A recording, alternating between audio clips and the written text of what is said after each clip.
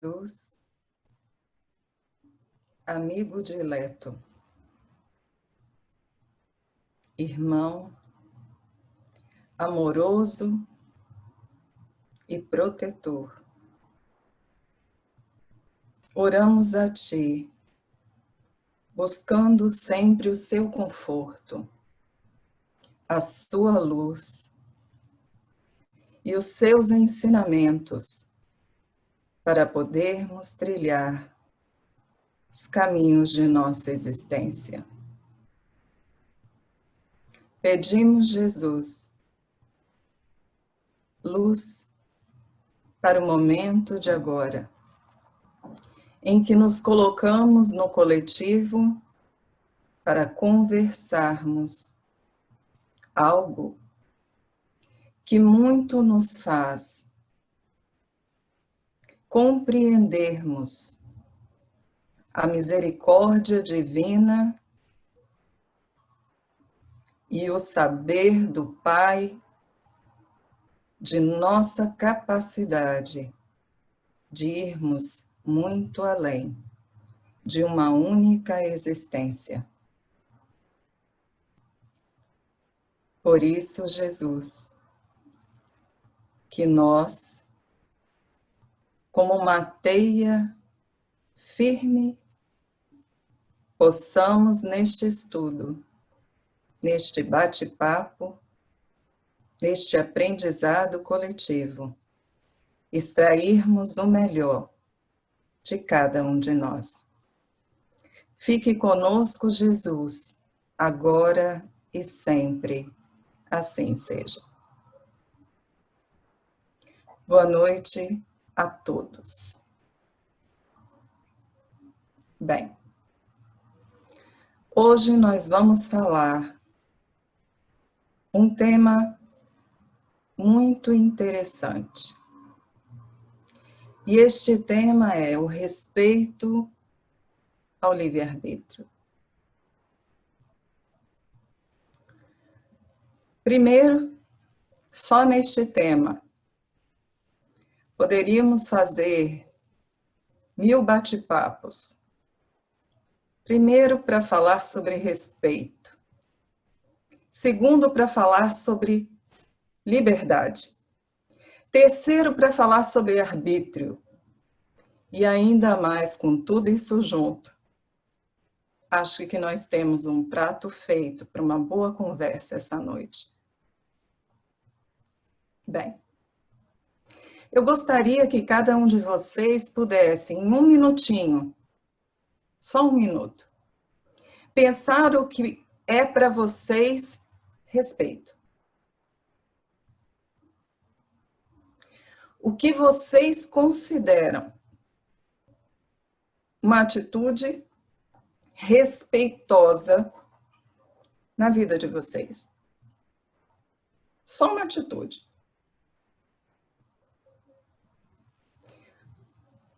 Pensem. Se quiserem pensar em mais, ok.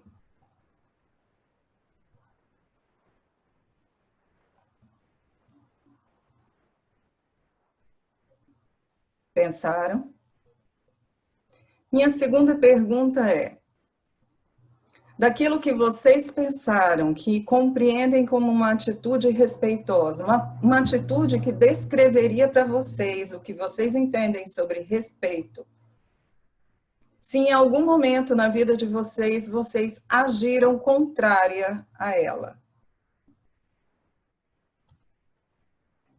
Para ficar um pouco mais claro, o que eu estou perguntando é: aquilo que vocês entendem que gostariam de ser alvo das pessoas que estão ao redor de vocês, se vocês já agiram contrariamente a esta idealização de respeito.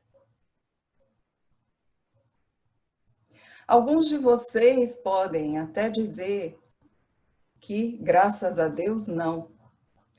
Nunca fiz isso. Acho que isso é tão importante que eu nunca agi contra o outro e desprezando aquilo que eu considero como um ato respeitoso.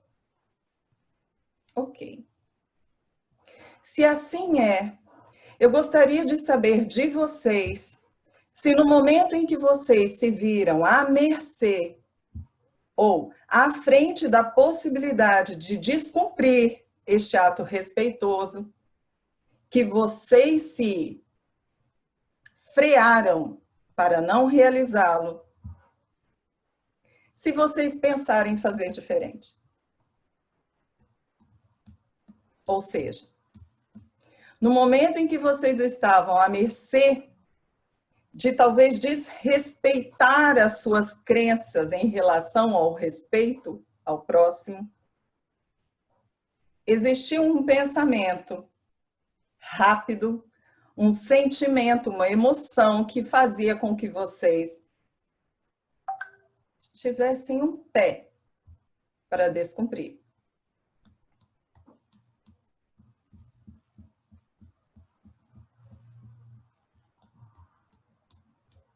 Acredito eu que aquilo que hoje vocês consideram como um ato de respeito e vocês buscam agir segundo esta ideia, para poucas situações, não houveram outras que os levaram a perceber que ainda existem em vocês um ranço desta mesma crença. Traduzindo para vocês de que vocês ainda não têm isso naturalmente incrustados em vocês. Compliquei? Quem não entendeu o que eu falei? Fiquem à vontade para falar.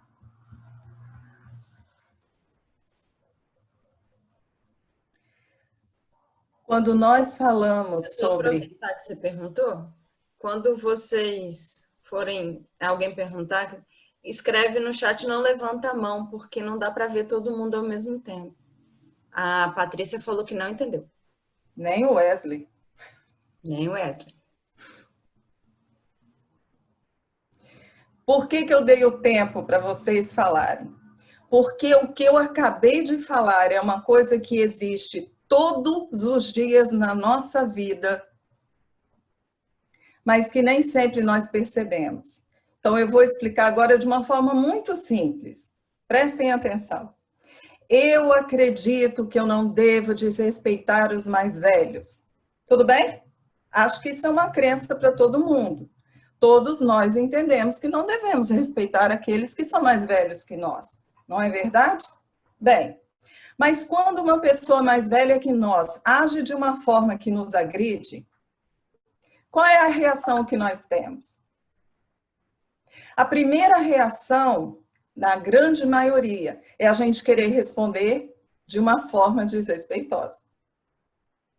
O nosso pensamento cria toda a circunstância para responder de uma forma desrespeitosa. Mas em razão de nós hoje já termos um entendimento, não enraizado, mas um entendimento de que nós não devemos desrespeitar os mais velhos, a gente faz o quê? Tranca. Não desrespeita. Mas nós já não fizemos aqui? E quantas vezes, mesmo acreditando que não deva desrespeitar o mais velho, se esse mais velho foi extremamente desrespeitoso, a gente bota de lado a nossa crença e a gente age da mesma forma. Isso é um exemplo, tá, gente? Para ficar bem rasteiro, bem fácil de entendimento. Existem outros tantos exemplos que podemos dar, que não nos cabe agora. Ficou mais fácil? Andressa, Patrícia, Wesley?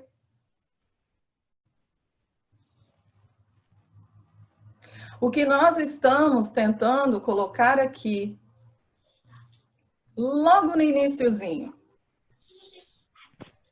é que nós precisamos compreender, antes de falar sobre livre-arbítrio, o que é respeito. Nós estamos ainda engatinhando nesse processo. Nós estamos ainda buscando compreender até onde que nós podemos ir, com todas as ideias, teorias, crenças que nós temos sobre isso. Porque na maioria das vezes, nós justificamos as nossas ações para que nós possamos quebrar essas próprias crenças que nós temos. Como no exemplo que eu dei, se o idoso, aquela pessoa mais velha, foi extremamente desrespeitosa, eu posso agir igual. Quebrei minha crença. E aí, agir como tal. Percebe? Sim, Jeane? É que já tem uma pergunta e ela tem a ver com o que você está falando agora. Você quer que eu espero? Não, posso responder. A Ananda colocou, isso tem a ver com nossos instintos primitivos? Isso tem a ver com os nossos instintos primitivos. Se nós entendermos que esses instintos primitivos, eles estão bem dentro do nosso reino animal e do nosso reino hominal. Animal de uma forma instintiva e hominal de uma forma que nós, no decorrer das nossas existências, fomos criando situações ou fomos construindo uma fortaleza para o nosso orgulho. Em razão de nós construirmos essa fortaleza ao redor do nosso orgulho, qualquer coisa que venha, que nós entendemos que está nos colocando em perigo no nosso orgulho, o que a gente faz? Se defende ou ataca. Então, Ananda, podemos entender que isso está bem vinculado aos nossos instintos primitivos, se nós pensarmos na ideia do instinto animal, que ainda prevalece sobre nós, porque nós ainda somos seres que estamos no início da nossa evolução, como também em razão de toda essa construção que a gente faz para defender aquilo que hoje ainda é importante para nós. E hoje o orgulho ainda é muito importante para nós. Respondi?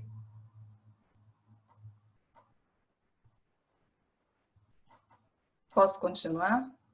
Ok. Posso continuar? Bem, se eu busco esse entendimento do que é o respeito para mim, se eu busco compreender nos meus passos o que seria o respeito. Só um minuto, por favor. Pronto. Nós temos a capacidade de nos lapidarmos devagar e sem muita dor essa postura que nós podemos adotar, que nós podemos chamar de respeito. Porque respeito é um substantivo, mas respeitar é verbo. O respeitar está em nossa mão. O respeito ainda está sendo construído. Consegue entender isso? Quando nós temos a consciência de que o respeitar está em nossas mãos, porque respeitar é ação, e isso tem tudo a ver com as nossas escolhas, então nós começamos a nos, entre aspas, dominar em cada ação, em cada escolha que a gente fizer, frente ao próximo e frente a nós mesmos. Mas o que nós tem a ver com isso? Vamos lá? Se eu sou uma pessoa que eu desrespeito o outro, em relação a determinadas áreas da vida. Então, por exemplo, eu desrespeito os meus colegas de trabalho porque eu os acho incompetentes. Tudo bem? Esse exemplo tá bom? Bem, se eu os desrespeito em relação ao trabalho, será que eu me respeito em relação ao meu trabalho? Porque o nível de exigência que eu tenho em relação a eles não diminui em relação a mim mesma. Então, no momento em que eu os desrespeito, achando que eles são incompetentes, o que é o mínimo que eu preciso fazer em relação a mim? Eu preciso ser muito melhor do que eles para que eu possa não me condenar. Percebem? Então, eu tenho tudo a ver com isso. Porque se eu sei desrespeitar alguém, eu muito mais sei desrespeitar a mim mesma. Por quê? Por que eu afirmo isso? Porque no momento em que eu vivo 24 horas do meu dia comigo, o maior alvo das minhas próprias críticas e desrespeitos será eu.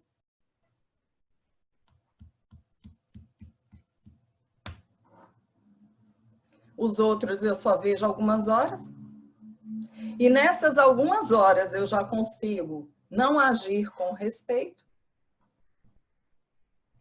Bem, perguntei a vocês sobre vocês descobrirem o que vocês, algumas ideias que vocês teriam sobre respeito. Falei que nós estamos, em muitos momentos, quando a gente desrespeita o outro, estamos desrespeitando a nós mesmos, mas eu ainda não falei o que é respeito.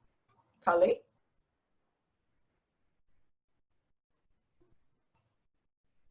Para cada pessoa, o respeito tem uma face. Mas todos nós temos uma idealização do que é o respeito. Porque nada do que nós desejamos que nos façam, acho que essa frase vai sair errada. Espera aí, deixa eu consertar. Tudo que nós fizermos que nós não desejamos que façam conosco é uma clara visão do que a gente entende como desrespeito. Então, se eu quero que as pessoas ajam de uma forma comigo, significa que esse é a face do respeito que eu entendo. Olha que interessante. Então, vamos falar o seguinte. Eu sou uma pessoa grossa. Grossa. Ok? Eu sou uma pessoa que não sou muito lapidada. Na hora de falar, eu sou um pouco grosseira. Sou uma pessoa grossa. Tudo bem? No momento em que eu ajo, por exemplo, com a Sueli, de uma forma grosseira, a Sueli, que ela é mais delicada, ela sente. Sente ali no coração. Ela se sente desrespeitada pela minha grosseria. Ok? Foi um impacto. Veio uma emoção, veio reações, veio tudo na Sueli. Ok. Mas Sueli já me conhece. Me conhece.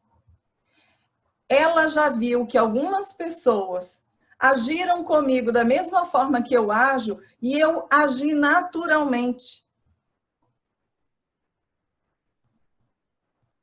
As pessoas vieram falar comigo com uma certa, aos olhos da Sueli, grosseria e eu não me importei. Respondi naturalmente. Então, o que a Sueli ela precisa fazer para ela, desejosa de que eu continue sendo amiga dela, ela tem que trabalhar nela. Não é enxergar que eu, com toda a minha grosseria, eu acho isso normal. Porque as minhas ações, elas não são contrárias às minhas reações.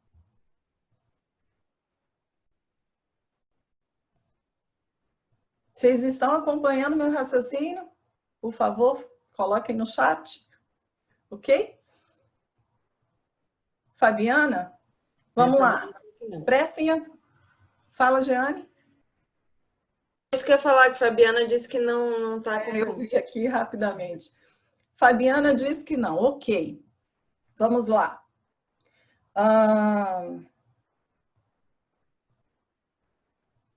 Fabiana, imagine o seguinte. Ok, Claudine. Imaginem o seguinte.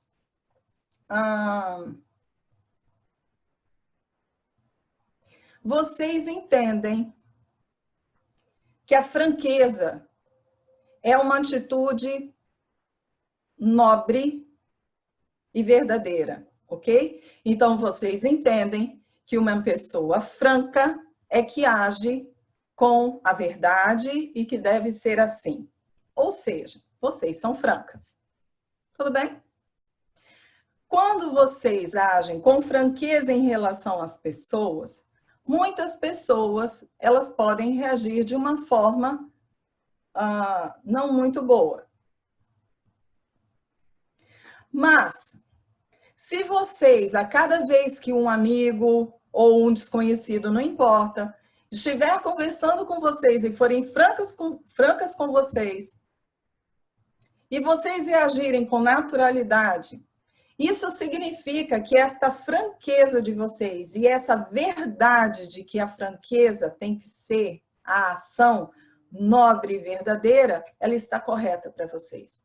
Ou seja, vocês não estão sendo grossas com a franqueza, vocês estão sendo vocês mesmos. É assim que vocês enxergam. Mas, calma, prestem atenção.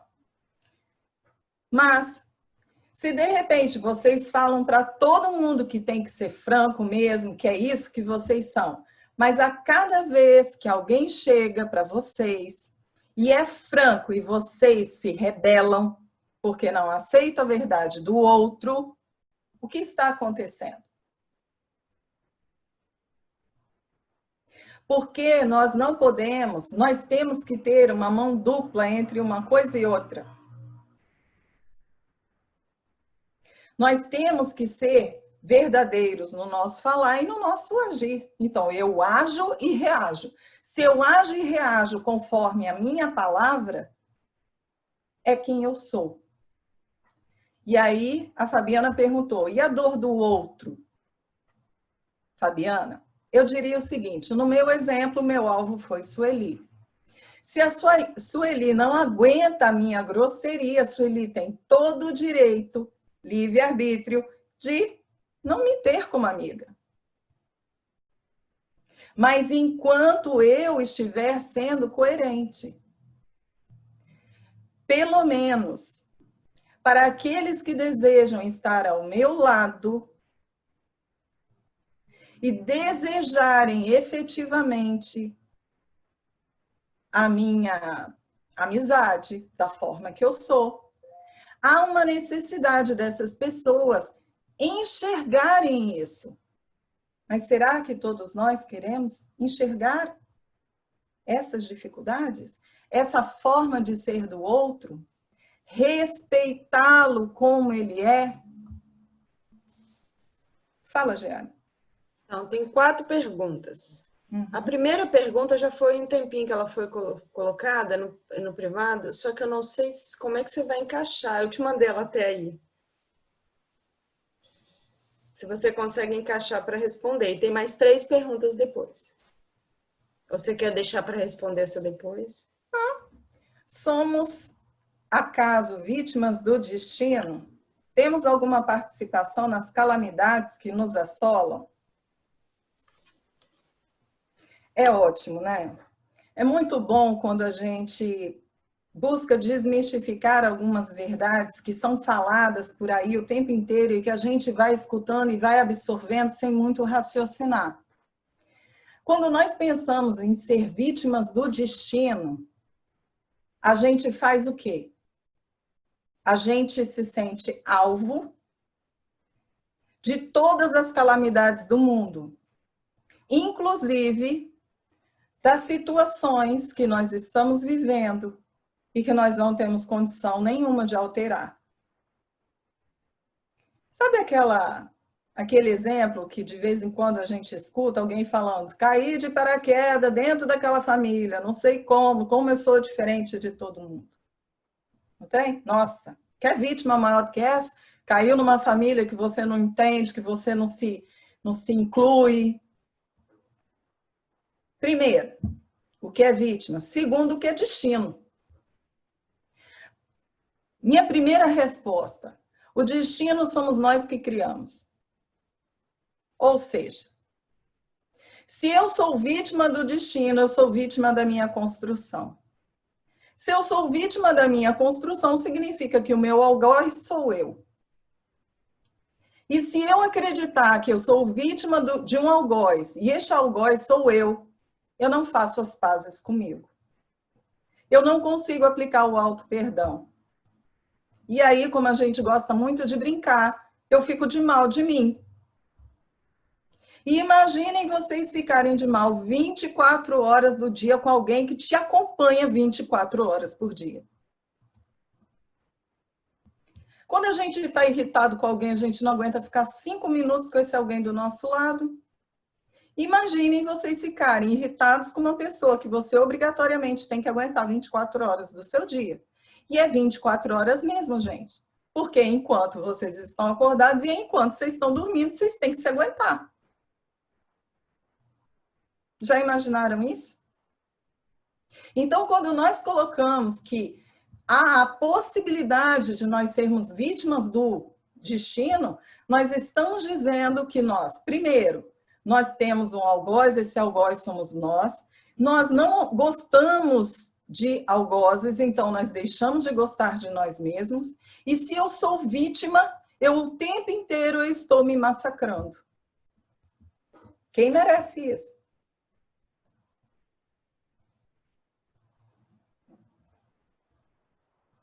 Acredito que ninguém.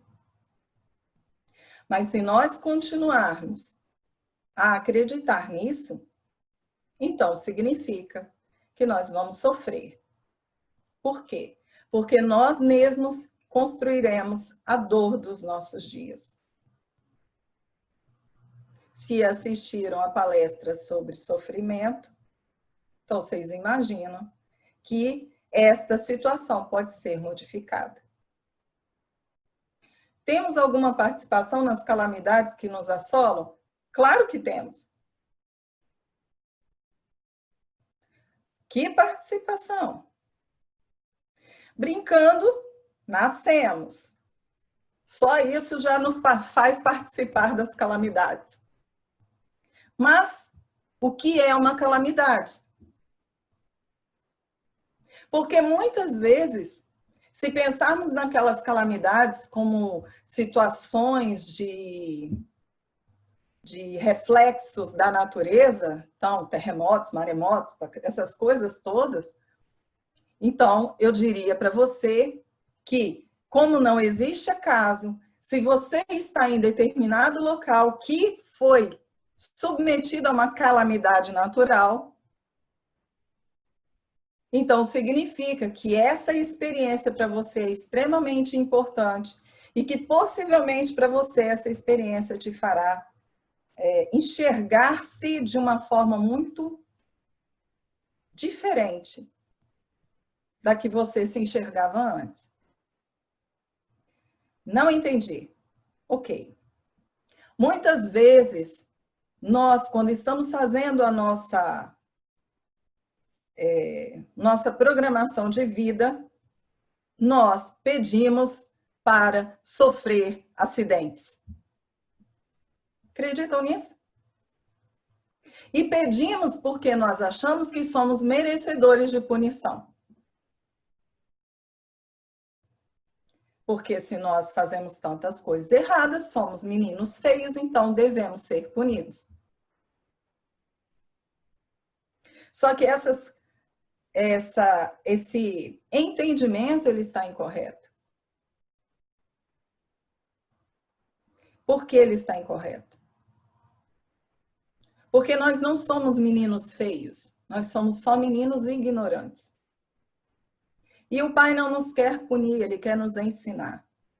Então, no momento em que nós participamos de uma calamidade, e aí eu só coloquei o exemplo da programação de vida só para vocês entenderem que a gente faz esse tipo de pedido, mas muitas vezes a gente participa de calamidades dessa natureza porque nós sentimos tanto em nossa consciência que devemos ser punidos que nós construímos esse tipo de calamidade para nós.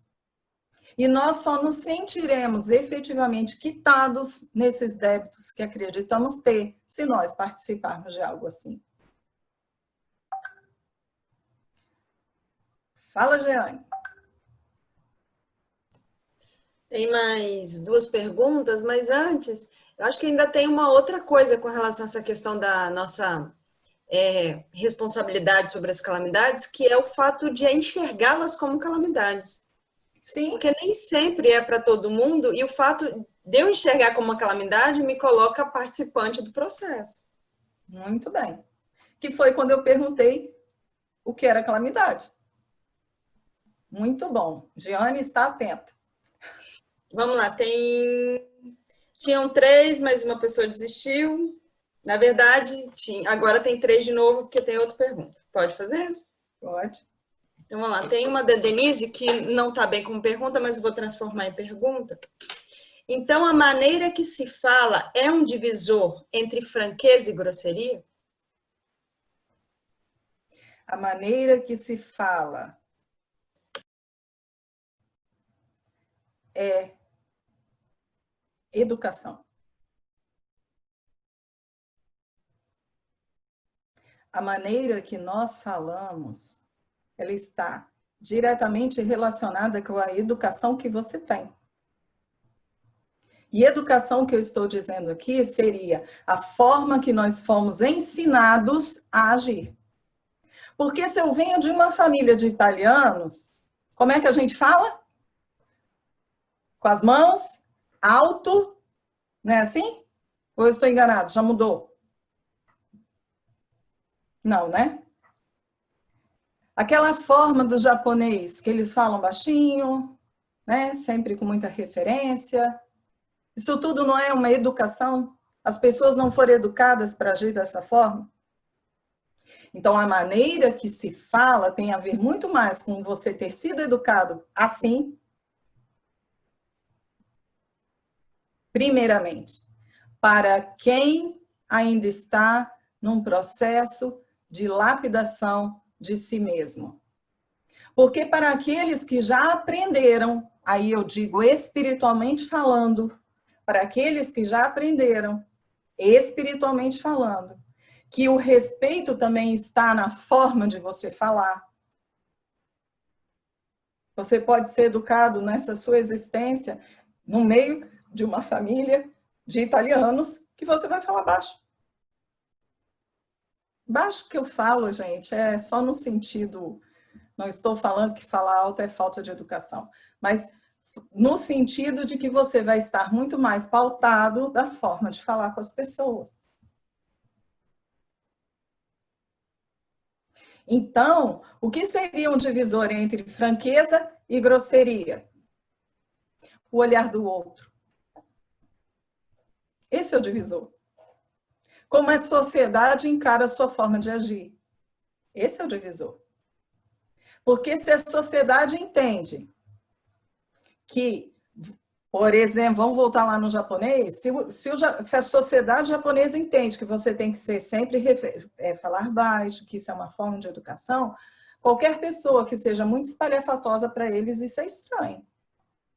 Então, no olhar do outro, aquela pessoa que age diferente pode estar sendo grosseira. Percebem? O que é a franqueza? A franqueza para vocês é aquela pessoa que ela joga na cara uma verdade. Ou, às vezes, joga na cara uma verdade que não é tão verdade assim. E quem quer uma verdade sendo jogada assim na cara? Todo mundo prefere que ela seja falada de uma forma mais devagar, para você poder degustar aquilo que está sendo falado. Todo mundo? Não, nem todo mundo. Algumas pessoas não se importam. Vocês entenderam o que eu quero falar? Foi a... Quem foi? Denise, entendeu? Denise, entendeu? Denise? Bom, ela ainda não respondeu se sim ou que não. Vai seguir para a próxima? Vamos. Então, ela falou que entendeu. Tem algumas perguntas aqui que estão relacionadas ao, né, o que você falando sobre as calamidades, mas antes, a Ilonka tinha colocado uma pergunta. Respeito, então, seria tratar o outro como gostaríamos de ser tratados, não julgar para não sermos julgados? Já é um princípio, né, Ilonka? Já é um princípio.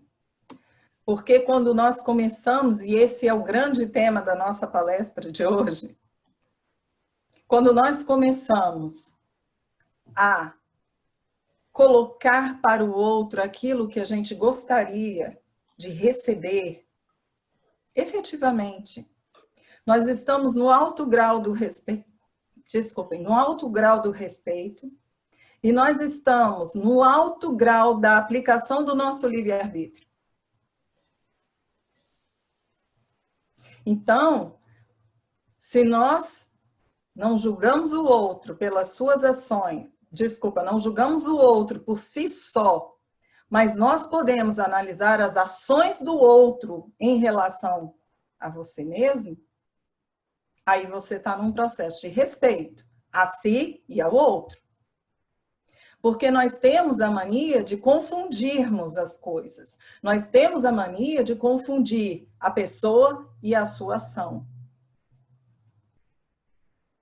O fato de, às vezes, eu agir de uma forma não significa que eu sou o resumo desta ação. Vocês já notaram quantas vezes uma pessoa, um agente delituoso, ok? Que vocês chamam de bandidos. Quantas vezes esses bandidos têm em seus familiares os seus maiores defensores?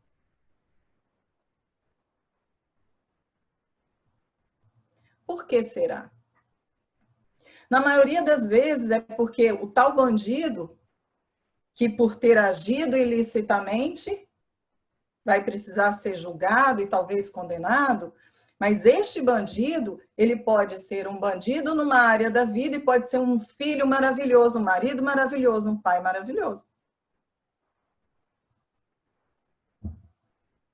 Então, a sua ação não resume você. Porque nós, seres humanos, nós temos uma infinidade de...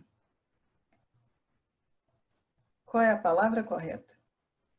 Nós temos uma infinidade de áreas emocionais, psíquicas, que nós ainda estamos aprendendo a lidar, a lapidar, a agir. Respondi?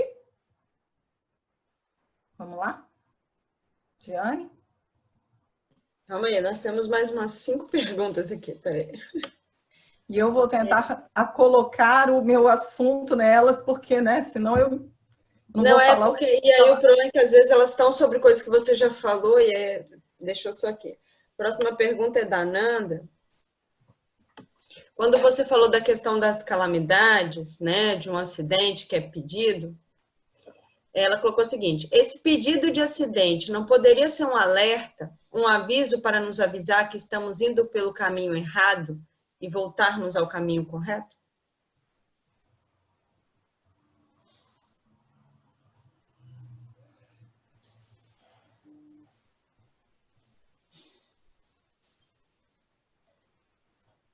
Você sabe que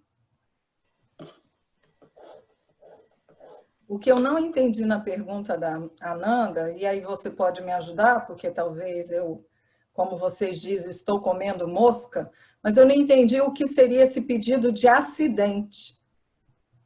É quando você estava falando das calamidades, quando você pede, por exemplo, por alguma coisa no planejamento. Você pede para sofrer algum acidente para aprender. Agora eu entendi. Ok, agora eu entendi. Fiz a vinculação. Ok. Desculpa, Ananda. Quando nós pedimos esse acidente, e aí eu vou explicar direitinho para não haver dúvidas sobre o que eu falei, o pedido de acidente é que quando nós estamos fazendo o nosso planejamento de vida, nós temos a oportunidade de darmos opiniões, ok? Os nossos instrutores espirituais, eles nos dão a oportunidade de nós fazermos alguns pedidos, às vezes em relação ao que nós queremos lapidar nessa nossa existência material e tudo mais. Quando nós chegamos nesse planejamento, a gente já tem uma certa consciência de algumas coisas equivocadas que nós já fizemos. Então, em alguns momentos, nós estamos tão entristecidos conosco de tantos equívocos em determinada área. Então, por exemplo, toda vez que eu encarno essas últimas existências, todas as vezes que eu encarno, eu provoco dor física em algumas pessoas, por exemplo. E aí, eu vendo essa violência em mim, eu quero sofrer, eu quero entender o que essas pessoas passaram na minha mão, então eu quero também ser alvo de uma violência. É assim que a gente faz. Só que os nossos instrutores, em muitos momentos, eles sabem que nós não daríamos conta. Eles olham e falam assim, ok, mas se você tiver isso que você está pedindo, você vai ralo abaixo porque você não vai dar conta do resultado disso aí. Então, por exemplo, eu quero sofrer um acidente e ficar tetraplégico. E os nossos instrutores sabem que, devido ao nosso orgulho exacerbado, ficar tetraplégico é ficar 10 anos da nossa vida reclamando. Não seria útil, não seria uma boa experiência na nossa vida agora. Então, eles olham para a gente e falam assim, olha, vamos escolher outra coisa para você poder... Ok. Mas o que acontece? Dependendo da situação, respondendo a Ananda, não seria um alerta, um aviso para nos avisar, a gente já sabe.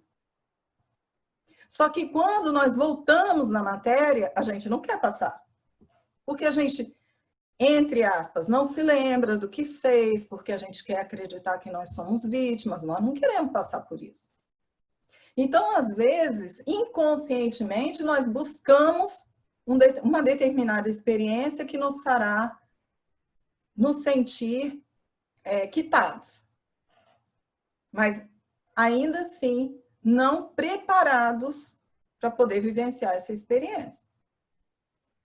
Só que nessa existência, a gente pode fazer o quê? A gente pode, de tanta vontade de aprender, de tanta vontade de acertar, a gente pode angariar entendimentos para que a gente possa vivenciar uma experiência mínima, pequena, nada muito grande, mas uma experiência mínima que fará com que a gente tenha um certo entendimento e uma certa visão de quitação de débito. E aí, em razão disso, nós procuramos e a vida nos oferta esse tipo de coisa. Deu para entender, Ananda? Oi, Adriana, deu sim, entendi. Obrigada. Roseli, você quer falar? Você saiu do mudo? Eu agora já nem sei mais, porque eu tinha levantado a mão, já passou, já foi de novo. Então, eu até queria avisar. A Denise, quando eu perguntei se tinha entendido, ela assinou no vídeo. Gente, eu não consigo ver 65 vídeos ao mesmo tempo. A tela que eu vejo tem metade das pessoas e nem sempre eu consigo ver. Então, escrevam no chat. No caso de você, Roseli, sai do mudo e fala. Não tem problema, tá? Você Mas tá na hora que eu fui fazer isso, eu achei que eu ia atrapalhar se eu entrasse. Não, pode fazer, você pode. O restante escrevam no chat, entendi, não entendi. Porque se vocês só fizerem assim, às vezes eu não vou conseguir enxergar, tá bom? Não, eu sei. Mas você quer falar? Vou na tentar verdade, falar mais devagar, Roseli. Hã? Vou tentar falar mais devagar, porque senão eu fico igual uma matraca e você não pode falar. Não, tudo bem. É que o raciocínio tinha que prosseguir. Talvez se eu interrompesse, não ia ser a mesma coisa. Mas desde que você começou a falar sobre responsabilidade, respeito, eu estou cuidando da outra aqui, do respeito, eu pensei assim, nós temos um olhar diferenciado do outro, mas é uma construção nossa. Essa construção nossa, que vem ao longo, sei lá, de toda uma história vivida, ela se diferencia e faz com que tenhamos essa dificuldade em não perceber que esse respeito que eu espero ter, eu não tenho nem de mim mesmo. Então, isso ficou passando na minha cabeça, mas eu acho que ao longo do que você foi trazendo, deu para a gente lidar com essa ideia. Eu acho que... Espero que sim, Roseli, porque eu tentei falar isso sim, mas você foi perfeita a sua colocação. Nós precisamos entender que o respeito está no olho de quem vê. Então, muitas vezes, quando nós agimos, nós estamos agindo segundo a nossa forma de compreender a vida. E às vezes nós podemos, sem querer, magoar o outro, porque o outro tem uma visão diferente da nossa. Perfeito. Jeane? Então, nós temos 1, 2, 3, 4, 5, 6 perguntas. Vamos lá? Vamos lá. Quando você estava respondendo a questão, né, da calamidade, né, aí ficou que a questão de muitas vezes é um pedido nosso passar por uma situação. Mas tem as situações em que, como você colocou, é um acidente da natureza ou algo, né, desse tipo. Aí a Lígia questionou o seguinte: então, isso também pode ser, né, o fato de nós estarmos construindo uma energia coletiva que se move para uma ação do planeta?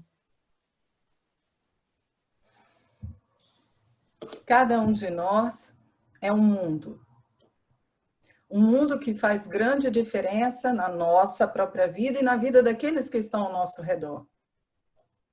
Vocês já ouviram falar que quando uma borboleta bate as asas lá no Japão, provoca um vendaval aqui no país, no nosso país. Ok? Por que isso? Se nós pensarmos na teia de aranha, a aranha pode estar em qualquer lugar da teia, que na hora que cair um cisco nessa teia, a aranha vai saber onde ele está. Por quê? Porque quando este cisco cai, toda a teia vibra. Ou seja, cada ação nossa vai provocar uma reação. E se nós ainda no coletivo estivermos agindo da mesma forma e de uma forma equivocada, provocaremos uma reação em termos de proporção maior. O que seria essa pandemia hoje? Não seria um reflexo das nossas ações?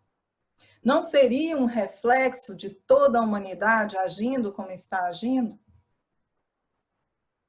E que, graças a Deus, vou colocar dessa forma, está vindo desta forma, porque há 1 ano atrás, 1 ano e meio atrás, vocês estavam achando, cogitando a possibilidade de uma 3ª Guerra Mundial. Hoje, a guerra de vocês está dentro de casa, lutando com o sofá. Porque vocês não querem sentar no sofá, vocês querem sentar na cadeira. Graças a Deus, para aqueles que têm casa, sofá e cadeira. Mas, de qualquer forma, hoje vocês não estão vivendo a violência. Vocês estão vivendo um reflexo das ações da humanidade e um reflexo que foi dentro de um contexto de responsabilização universal, o melhor a melhor experiência para essa humanidade terrena. Que se não mudar o comportamento, poderá vivenciar outros reflexos. Construções nossas. Ah, mas por que nós vamos vivenciar de novo? Vamos colocar dessa forma. Se você está vivenciando uma situação, uma guerra, por exemplo. Se você estiver vivenciando uma guerra, e você é uma pessoa que não está, entre aspas, nesta guerra, um país que não está ali na guerra, você começar a agitar os países que estão na guerra, seria uma atitude, vou botar racionalmente cristã? Ou você buscar que esses países se entendam é melhor? Isso não foi uma escolha? Não é uma escolha de comportamento? O que você fizer provocará para você e para todos ao seu redor uma consequência. Aí vocês falam assim, ok, nesse seu exemplo é terrível, porque a gente normalmente está na mão de alguns. E aí toda a nação vai sofrer essas consequências? Sim. Mas lembre-se que toda a nação, ela foi constituída hoje por pessoas que não estão ali por acaso. Que elas tiveram livre-arbítrio para escolher o país que elas resolveram nascer. E muitas suplicaram para estar neste país, neste momento, vivenciando todas as dificuldades, tudo que vocês estão enxergando, vivenciando as frustrações, as intolerâncias e lapidando tudo isso também. Porque como é que você vai se enxergar intolerante se você não colocar isso para fora? O que nós podemos perceber é que a grande nação brasileira, ela precisa muito trabalhar este ponto de sua personalidade. Estou mentindo? Seja de uma forma ou de outra. É o que está acontecendo. Responde aí. Sim, respondeu, Adriana. Obrigada. Eu só queria falar uma coisa que está acontecendo. As pessoas estão fazendo as perguntas, aí é normal que, né, até porque tem, né, a pessoa põe a pergunta, você está respondendo outra, o assunto está seguindo. E elas estão se sentindo incomodadas de você responder uma coisa que já passou, estão pedindo para tirar as perguntas.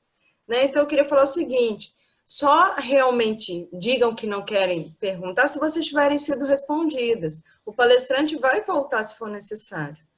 Se vocês não foram respondidas, não tem problema a gente fazer pergunta, mesmo que tenha sido passado um pouquinho o assunto, tá? Com certeza. Então, vamos lá. Então, para eu não passar vergonha, né, eu vou falar o seguinte, essa pergunta é da esposa do Bruno. Eu tenho medo de pronunciar o nome dela errado. Vamos lá, Posso dizer que é bonito. Catilei. Hã? Catilei. Catilei, então tá bom. Vamos lá. Posso dizer que as faces do respeito se relacionam com o meio em que se vive, de como se foi criado e educado, envolvendo a parte moral, social, cultural e espiritual do indivíduo? Pode. Pode dizer isso, sim.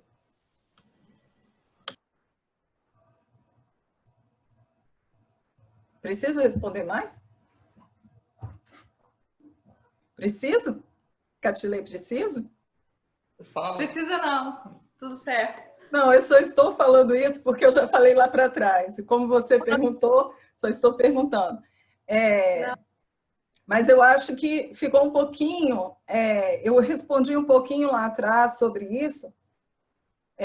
Quando a gente diz que o respeito ele está nos olhos de quem vê, nos olhos de quem faz, né? Está tudo dentro desse contexto. E tudo isso está dentro da mistura de quem somos. E nós somos a mistura de toda a educação familiar, coletiva, social, humana, terrena. Então, nós somos isso tudo. Então, você está perfeita na sua pergunta. É isso mesmo. Posso? Peraí que ela falou uma coisa lá, e eu não sei o que ela falou. Deixa eu só complementar, porque você falou que está perfeita, e aí eu estou pensando aqui, para ficar perfeita mesmo, teria que estar incluindo aí o livre-arbítrio de cada uma dessas pessoas, que podem, apesar de tudo isso, ainda escolherem fazer diferente. Ok, aí já é um outro assunto. Mas tudo bem, concordo com você. Catilei? Não, respondido. Era mais porque estava lá atrás, era complementação mesmo. Agradeço. Bem, colocando um pouco aquilo que o meu apoio acabou de falar, e isso é um complemento, prestem atenção. Nós somos esses indivíduos, nós somos a somatória de tudo o que nós estamos vivendo no nosso mundo externo. Agora, lembrem-se de uma coisa, antes disso tudo, nós somos um indivíduo e aí um único ser. E este ser, ele é tão individual quanto o DNA de cada um de nós. Significando dizer que cada um, apesar de toda a influência igual que cada um recebe, receberá da forma que esta pessoa, este indivíduo é e está. Então, eu posso vivenciar, vou dar um exemplo, eu posso nascer lá no Oriente, lá na Arábia Saudita, mas o meu ser, vivenciando toda aquela realidade, ainda já estar entendendo sobre igualdade de pessoas, sobre várias coisas que talvez lá ainda não tenha. Eu estarei à mercê de toda aquela tradição, cultura, educação, mas algumas coisas que já estão em mim não serão modificadas. Tudo bem? Tudo bem, Roseli? Respondi? Complementei melhor? Que bom. Mais alguém? Tem uma pergunta que fala o seguinte. Então, se eu falo diferente das pessoas aqui de onde eu moro, e as pessoas me acham grosseira. Tá difícil entender aqui, peraí, é que vem no privado. Então, eu falo diferente aqui, onde eu moro, e as pessoas me acham que eu sou grosseira. Não entendi. Ok. Eu sabia que se eu falasse sobre esse tema ia dar uma certa dificuldade. E eu quis falar exatamente para que a gente possa vivenciar a nossa vida de uma forma mais tranquila e salutar. Prestem atenção. Quem são e quem estão vocês? Quem são vocês? Cada um de vocês hoje está quem vocês são. Se você tem uma cultura, possivelmente, quando você se afasta dessa cultura e vai para uma outra cultura, você será o diferente. Certo? Como que você pode encarar este momento da sua vida? Primeiro, se você saiu da sua cultura para ir para outra cultura, você tem que, no mínimo, para você viver em paz, compreender a cultura do outro. Ok? Então, vamos lá. Você é uma pessoa, um brasileiro, que resolveu morar num país saudita, lá na Arábia Saudita. Você resolveu morar num país em que a mulher ela usa burca. E você é uma brasileira. Se você resolveu, foi uma escolha sua, livre-arbítrio, você resolveu sair daqui do Brasil e ir para lá, você vai chegar lá e você vai querer infringir todas as regras sem ter consequências? É muito difícil.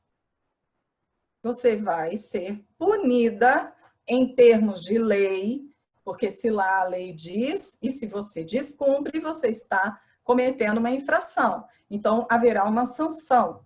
Então, neste momento, você será punida por você estar descumprindo uma norma. Então, para que você viva bem, o que você tem que fazer? Você precisa tentar compreender a cultura desse lugar e, se desejar continuar ali, se adaptar. Certo?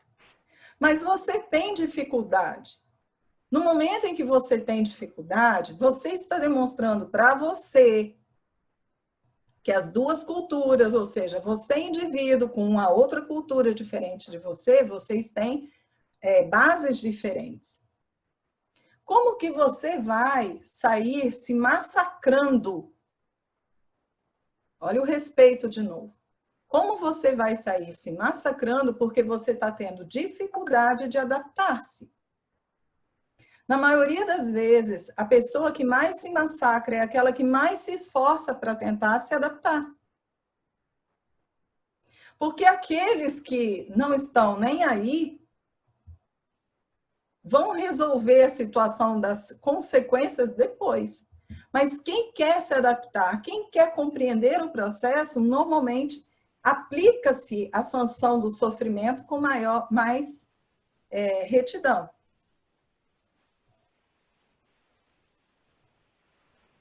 Vocês estão entendendo o que eu quero dizer?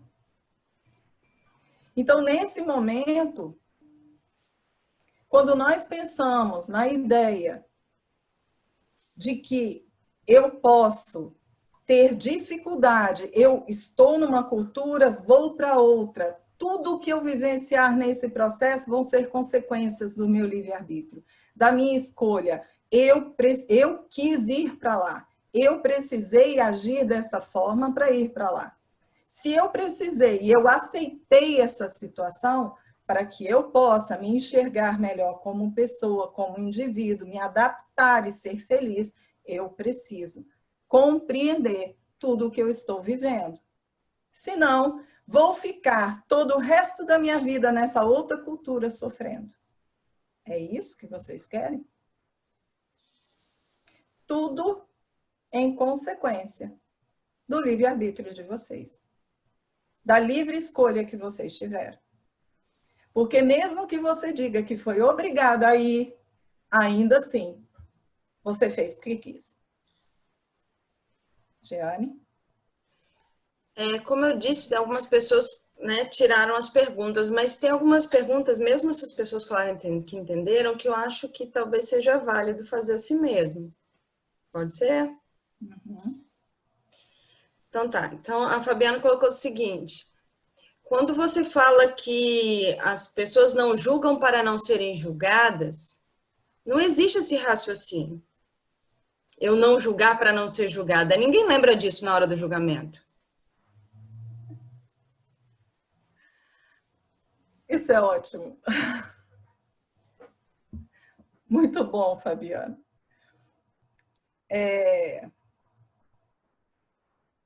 Primeiro, você não julga para não ser julgado. Essa expressão ela só existe como uma ideia de que existe ação e reação. Ok? Então, quando você fala, não julgue para não ser julgado, é porque no momento em que você age, haverá uma reação contrária. Tudo bem? Ok.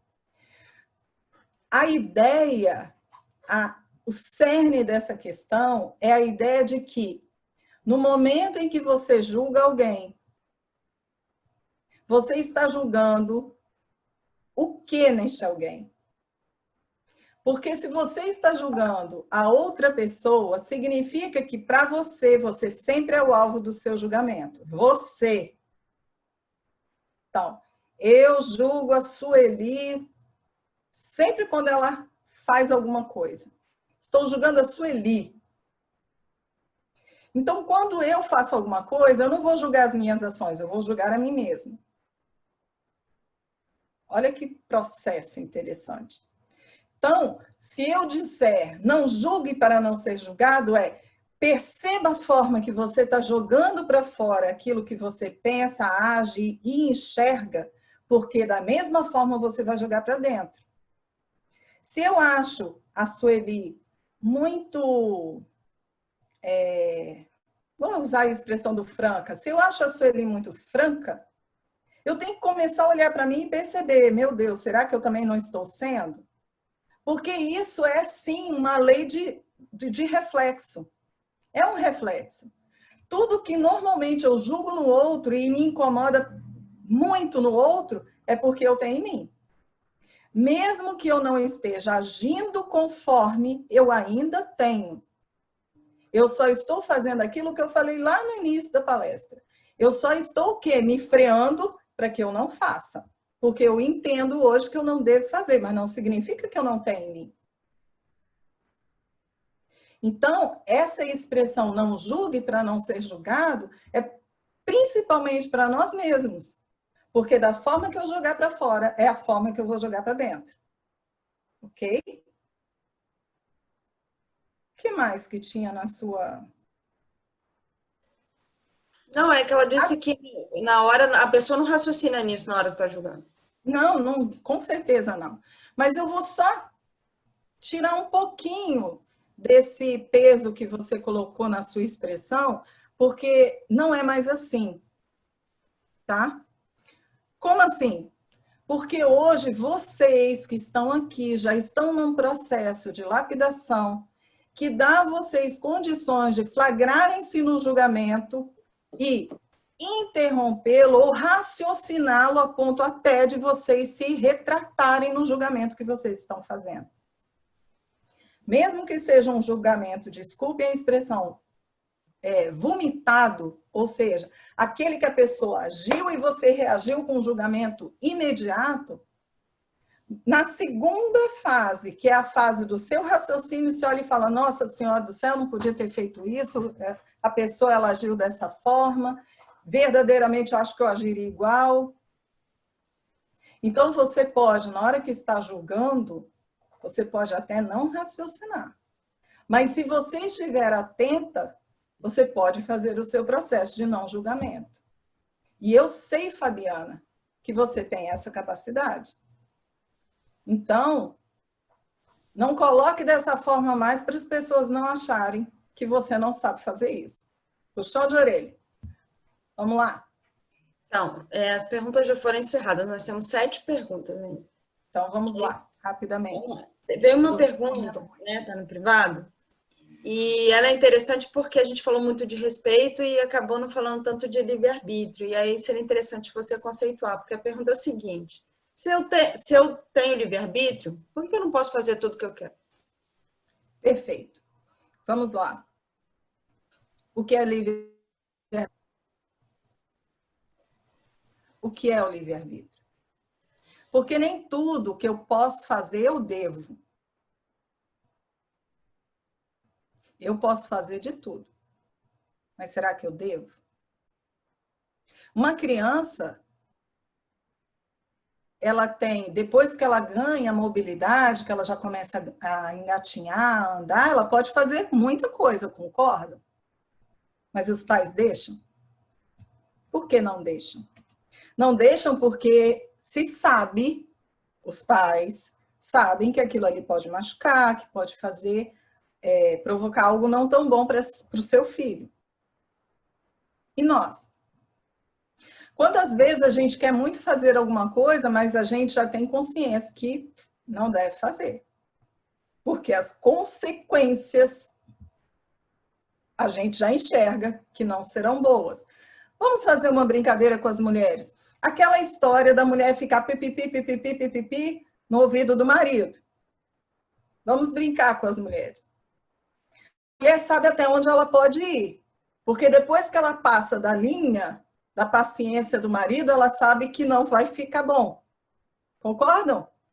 Companheiras super inteligentes. Não é isso? Então, ela tem o livre-arbítrio para ficar falando no ouvido do marido. Mas ela também tem a inteligência para ela saber o momento de parar. Então, o que é o livre-arbítrio? O livre-arbítrio é você ter a liberdade de fazer tudo o que você quer. Mas a vida que é sábia, ela também te dará um limite diante da sua própria ignorância. O que é este limite? Vamos voltar para a criança. A criança, ela tem 5 anos de idade. Os pais vão deixar a criança ficar sozinha andando no meio da rua, perto do asfalto, onde passa carro? Vão? Possivelmente não. Por que que os pais não deixam? Porque ele sabe que essa criança não tem ainda o entendimento de que se ela passar na frente daquele carro, ela vai se machucar. Então, o que que o pai faz? Segura a mão da criança. A vida também faz isso conosco. Diante da nossa ainda iniciação na evolução divina do nosso próprio ser, nós temos limites.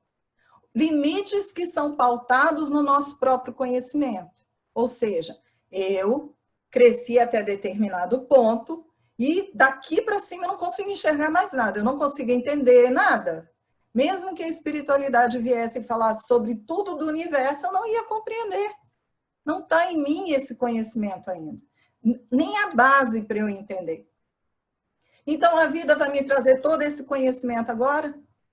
Não. Aí estão os limites do livre-arbítrio. A vida, ela me traz experiências, segundo a minha capacidade de vivenciá-las. Respondi?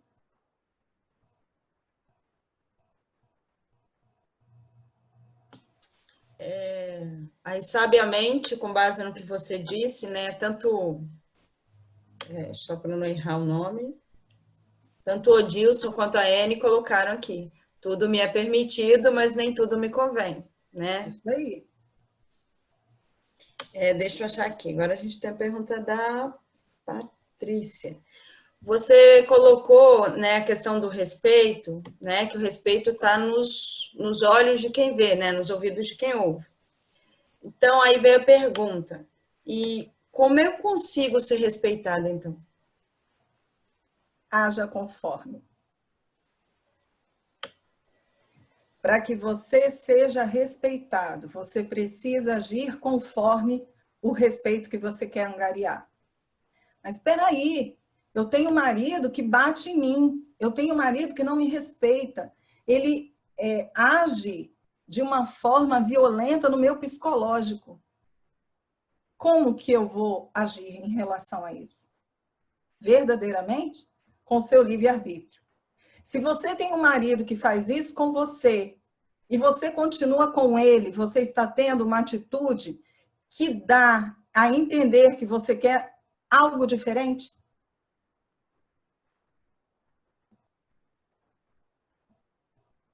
Ou você deve sair dali e dizer, eu não quero isso para mim. Pelo amor de Deus, não estou pedindo para ninguém se separar. Só estou dizendo que no momento em que nós somos alvos do desrespeito e nos mantemos alvo dele, nós estamos agindo ao contrário do que a gente quer para nós. E se eu estou agindo ao contrário, como os outros vão saber? Mas eu falo e eu falo, mas continuo ali.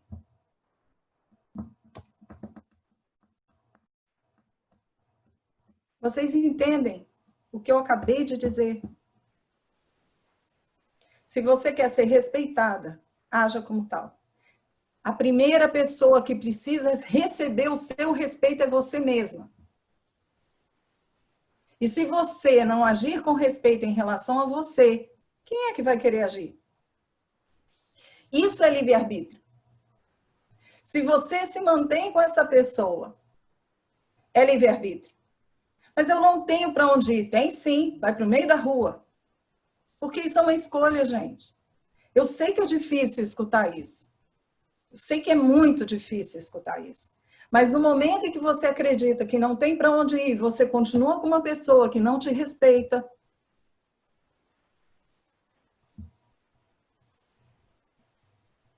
o que você vai colher? É desrespeito. Podemos continuar? Uhum. O Daniel perguntou o seguinte, quando você está falando da questão da gente passar por situações para aprender. Então, se pode pagar uma dívida de acordo com o nosso entendimento, se assim tiver uma utilidade coletiva ou individual, mesmo que seja com muita dor?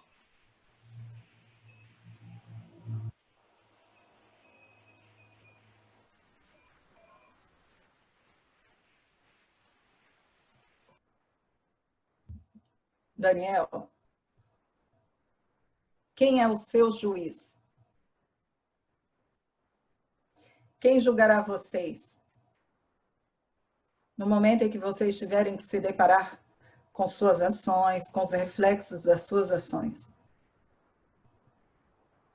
Para aqueles que não sabem, o juiz de vocês não é Jesus, não é Deus, não é um tribunal supremo, é você.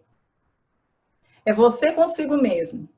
É você dizendo para você que você foi bom ou que você não foi tão bom nas experiências que você vivenciou, que você absorveu ou que você não absorveu as experiências, os aprendizados, as lições.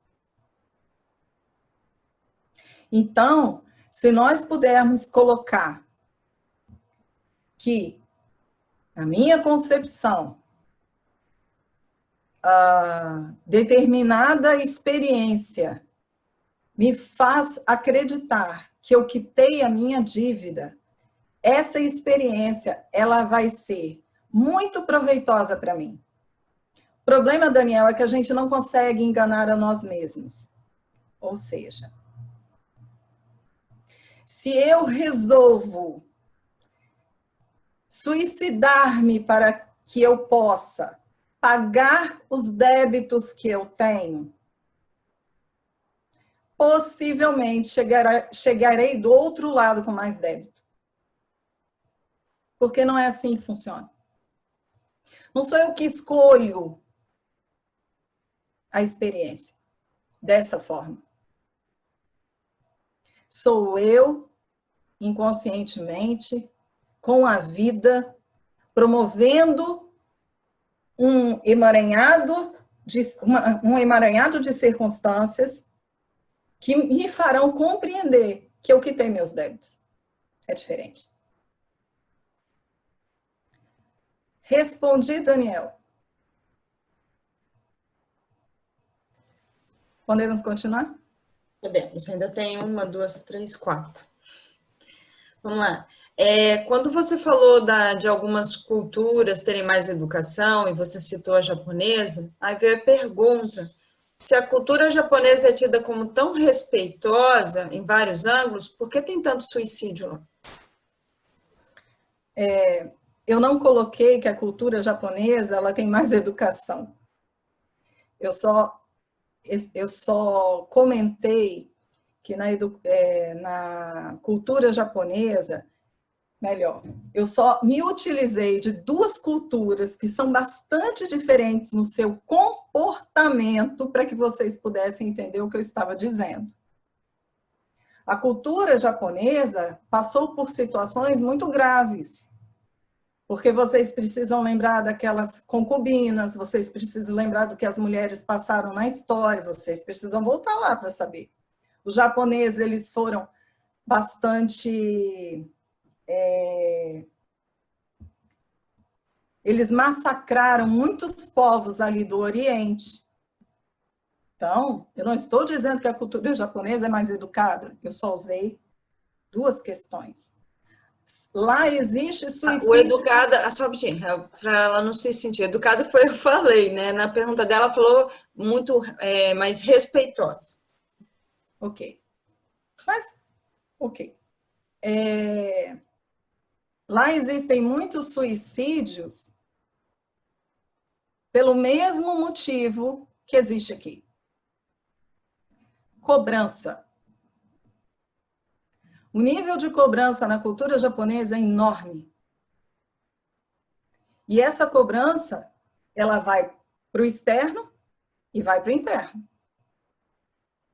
Então, essa cobrança que existe na cultura japonesa, de você fazer tudo certo, segundo as regras, aquela coisa toda, provoca em muitos jovens muita frustração. Por quê? Porque nem sempre eles conseguem atender a esse nível de cobrança.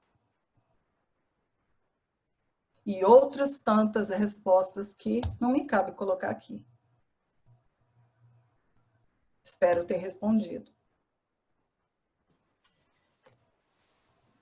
Pode? Pode? Uhum. A Cláudia perguntou o seguinte: o livre-arbítrio pode nos levar ladeira abaixo se não pensarmos e lembrarmos das leis divinas como agimos? Repete, por favor. O livre-arbítrio pode nos levar ladeira abaixo se não pensarmos e lembrarmos das leis divinas antes de agirmos? Por que não pensar que o livre-arbítrio pode nos levar ladeira acima, Cláudia? Porque nós sempre temos que pensar que a gente vai ladeira abaixo.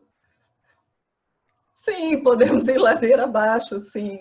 Mas nós temos que lembrar que quando nós estamos ladeira abaixo com um carro que parece que não tem freio, é só porque a gente ainda não sabe onde apertar. Lembram que isso já foi falado? A gente só não sabe aonde que a gente vai apertar, onde que está o freio, porque o freio existe. E esse freio, ele está porque a vida é sábia. Porque ela sabe que nós necessitamos de freio. Percebe? Então, o livre-arbítrio, na mão de uma criança de 5 anos, onde os pais acham que ela não precisa de supervisão, vai fazer a criança, sim, se machucar. Pode até ser machucados graves. Tipo uma criança entrar na cozinha e jogar em cima dela gordura quente. Vai ser grave isso. Toda criança, ela necessita de uma supervisão. Isso é óbvio. Nós somos crianças. Eu não sei te dizer nem se a gente chega no conceito jurídico de criança. Eu acho que nós somos bebê ainda. Sabe? Nós não chegamos nem no conceito de criança ainda. Nós estamos bebês ainda, engatinhando. E se nós somos esses bebês que estamos engatinhando, a vida não nos deixará sem babás. Graças a Deus. Respondi. Faz favor de subir essa ladeira. Tem uma pergunta da Denise, ela é bem longa, então deixa eu ler aqui devagar. Então, se existe livre-arbítrio, não existe fatalidade. Porque ela perguntou o seguinte: o livre-arbítrio não pode se alterar, o livre-arbítrio não pode alterar o que foi determinado dentro do planejamento espiritual? Porque se não existe essa possibilidade, poderíamos entender que não existe livre-arbítrio, já que estaria determinado. Vamos colocar da seguinte maneira: o que é um planejamento? Esse planejamento que eu mencionei com vocês. O planejamento é uma oportunidade que nós temos de fazer um molde da nossa existência. Mas este molde é um molde extremamente maleável. O que seria esse planejamento? Seria a ideia de que eu, por exemplo, nessa existência, a Adriana veio reencarnar para que ela pudesse trabalhar alguns pontos da vida dela. Não todos, porque a Adriana não dá conta. Então, ela veio trabalhar alguns pontos da vida dela. Se ela precisa trabalhar esses pontos, vale dizer que ela pode passar por algumas situações. Por exemplo, às vezes, para a Adriana trabalhar determinado ponto, ter uma doença que fará com que a Adriana se freie vai ser interessante. Tudo bem? Ok. A Adriana tem ideia do seu planejamento. E como a Adriana é muito medrosa, porque ela não gosta de ficar doente, o que a Adriana faz? Chega aqui no planeta, com 5 anos de idade, já está fazendo caridade, já está dando palestra, não importa o que ela está fazendo, mas ela está tentando de tudo para ela ficar bem na fita, ok? E aí, brincadeira, gente, eu só estou dando aqui um exemplo para ver se vocês riem um pouquinho, né, para diminuir um pouco a tensão. Mas vamos lá, e a Adriana chega, ela tenta fazer de tudo para que a vida dela tenha um aprendizado um pouquinho mais intenso. Prestem atenção. Deixa eu tirar a brincadeira, porque vocês vão ter uma ideia errada. A Adriana chega nessa existência e ela tem consciência daquilo que ela quer trabalhar. Uma consciência inconsciente, claro. Então, a Adriana, buscando trabalhar isso, o que ela faz? Inconscientemente, ela começa a aproveitar as experiências que estão sendo trazidas para ela, para que ela possa aprender. Isso é tudo num modo inconsciente, tá, gente? Não é uma coisa consciente.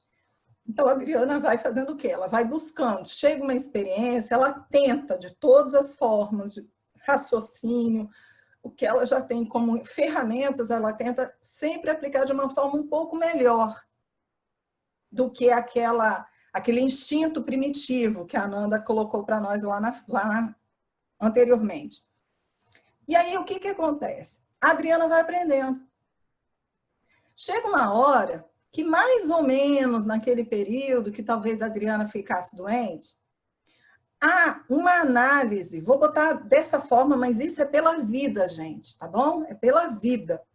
Há uma análise orgânica, física, emocional, psíquica da Adriana e percebe-se pelas construções da Adriana que ela não precisa ficar doente porque ela aprendeu. Ela não aprendeu aquele aprendizado fortificado nela, não, mas ela aprendeu. E como aquela experiência era para ela aprender dessa forma leve, sutil, mas aprender, ela não precisa ficar doente. Então, o livre-arbítrio da Adriana fez com que ela mudasse, sim, o planejamento dela. Não existe fatalidade. Por exemplo, ela poderia não ficar doente, mas ela poderia... para que ela pudesse entender a valorização do seu organismo, ela poderia, por exemplo, ter um corte no braço e ter uma certa deformidade no braço. E ela ficar tão grata por não ter perdido o braço que o aprendizado já se deu. Deu para responder? Denise? Bom, vamos continuar? Qualquer coisa, Denise? Não, tem uma última pergunta. A Denise falou que é ok. Ok, que bom. A gente tem uma última pergunta. Quando você falou, eu acredito que tenha sido esse o contexto da pergunta. Quando você falou do respeito, né, o respeito ao outro, a forma da gente agir com o outro, né, a gente muitas vezes acaba, né, agindo de forma que o outro considera desrespeitosa. A Fabiana colocou uma seguinte pergunta: vale a retratação em pensamento?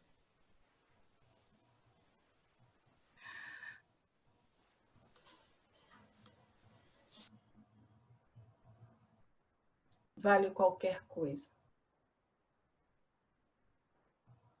Fabiana, se hoje nós só temos condição de nos retratarmos em pensamento, em orações, é o que nós temos que fazer. Se nós não temos condição ainda, até porque muitas vezes a gente depende do outro e às vezes o outro não está mais na nossa vida. Então, uma retratação em pensamento, em orações, para que o outro fique bem, para que exista uma depuração dos laços afetivos entre vocês, tudo isso é válido, muito válido, porque é a construção que você está fazendo. E é possível que diante da sua construção a vida trará esta pessoa para você chegar ao ponto de se sentir tão bem que você vai fazer retratação verbal e tudo vai dar certo. E o que é dar certo? É você ficar bem consigo. O outro é o outro. O outro vai depender dele. Tá bom? Então, as perguntas se encerraram. A gente só tem aí um textinho do Fred, que é uma contribuição, se você quiser ler, ou você já pode encerrar.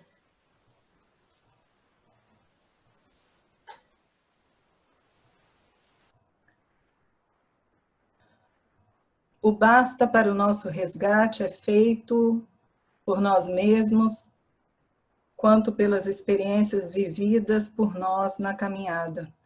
Nos fazem entender que conseguimos atingir um patamar de quitação e plenitude e que já passamos por aquilo que necessitávamos para nos melhorar.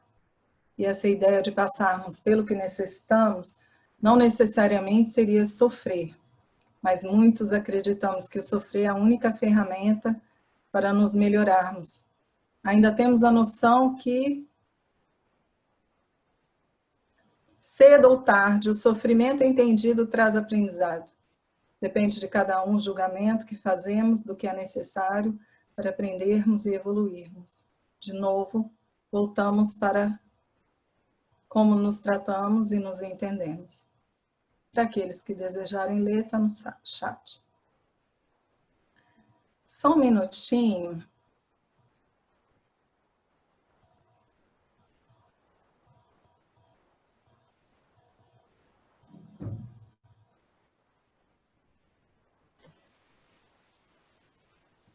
Eu estou aqui subindo e subindo.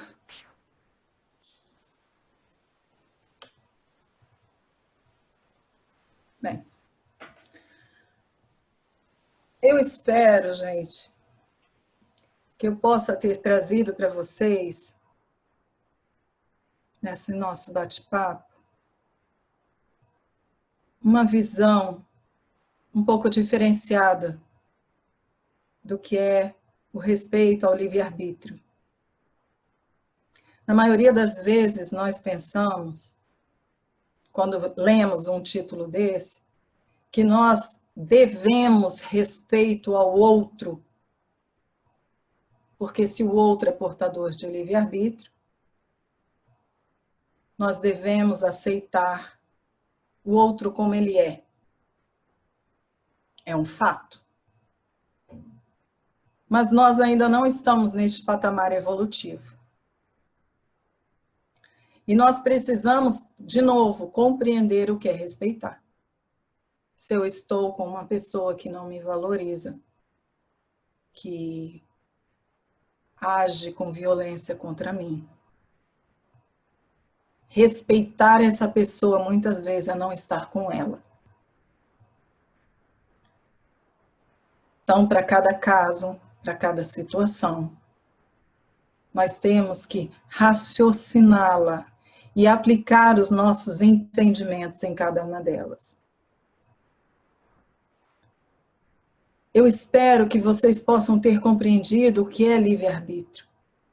Somos portadores do livre-arbítrio, mas nós somos portadores de uma liberdade que ela deve ser por nós analisada momento a momento, para que a gente possa compreender que a gente tem liberdade, mas talvez não deva usá-la. Eu espero que vocês tenham compreendido que eu tentei passar essa palestra inteira. O conceito maior, que é o respeito íntimo de si mesmo. Este foi meu maior foco hoje. Porque eu quero que vocês entendam que nós somos muito bons em julgar. E que se nós somos bons em julgar, precisamos lembrar que do mesmo modo que nós julgamos o outro, julgaremos a nós mesmos. E nós julgamos com muito peso o outro e com muito peso nós mesmos. Isso não nos traz paz. E nós necessitamos de paz. Se está nas nossas mãos essa construção, que nós possamos aproveitá-la ao máximo, como bons entendedores que merecemos o nosso amor por nós. E aí? Aplicaremos o verbo respeitar na sua maior essência. Porque se eu não me respeito, não se iludam achando que vocês estão respeitando o outro.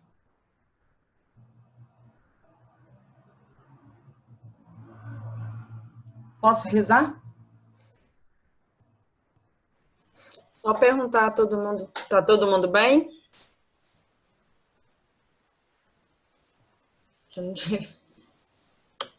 Boa noite a todos. Estou vendo vários sims, então acho que está todo mundo bem para fazer oração. Ok.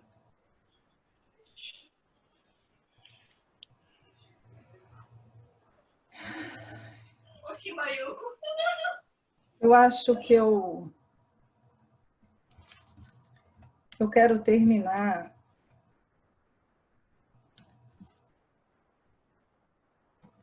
cantando uma música e depois eu faço uma oração, tá bom?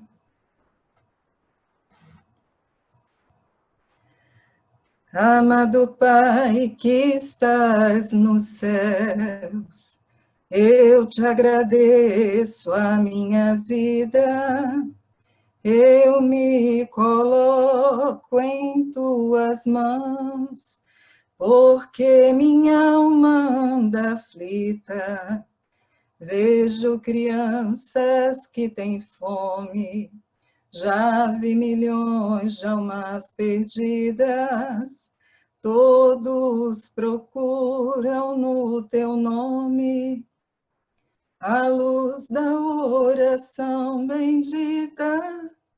Eu te procuro, Deus meu Pai, eu te agradeço a dor sentida, porém te peço perdoai a luz por mim não refletida, vejo no Cristo meu irmão, toda a verdade que a ti leva, sei que há força na oração, para libertar o mundo das trevas, amado Pai que estás nos céus, porque minha alma anda aflita, eu me coloco em tuas mãos e te agradeço a minha vida,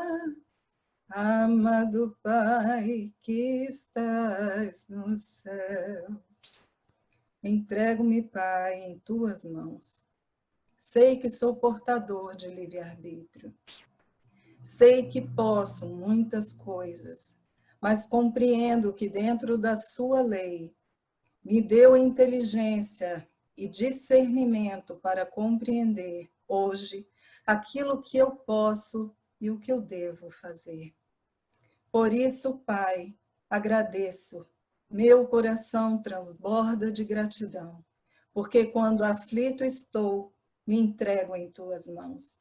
E quando compreendo a sua sabedoria, me entrego de novo, porque são nelas que eu posso vivenciar a minha vida e ser o melhor exemplo para mim e para aqueles que estão ao meu lado.